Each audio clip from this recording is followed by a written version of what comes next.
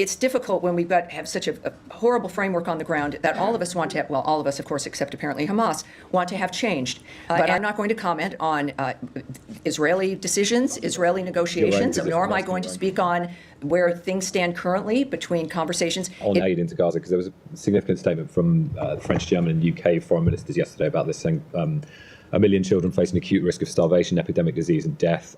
Said the Israeli decision to blockade is intolerable, and Defence Minister Katz's recent comments politicising aid are unacceptable. Called on Hamas to stop diverting aid and to release the hostages. I mean, you've said many times about your position on pressurising Hamas, but I just want to get, and you've talked about it being a North Star to get aid in just now.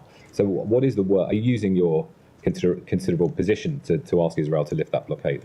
Directly, what I can say is the United States supports the flow of humanitarian aid with safeguards to ensure assistance is not diverted, looted, or misused by terrorist groups such as Hamas and the Palestinian Islamic Jihad. It's difficult when have such a horrible framework on the ground that all of us want to have, well, all of us, of course, except apparently Hamas, want to have changed.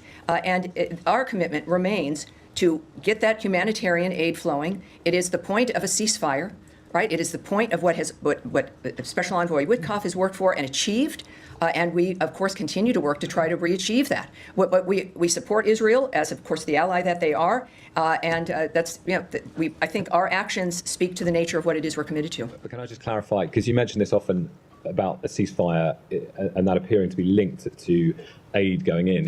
Is one thing? Are you saying that there would be a reason, right? Absolutely, but there is a way to get aid in, and it was done previously, while the conflict is still continuing. And I'm just trying to understand if an agreement is conditional on aid going in for you. So are you saying that aid will, which is what the Israeli position is basically, the Israeli government, is that aid will only go in when there's an agreement. So is that? Well, yes, I won't. Look, as you know, and perhaps it's important for me to state it for what your stories are, but I'm not going to comment on Israeli decisions, Israeli negotiations, nor am I going to speak on where things stand currently between conversations. It is what I will say about every negotiation in every situation in the world.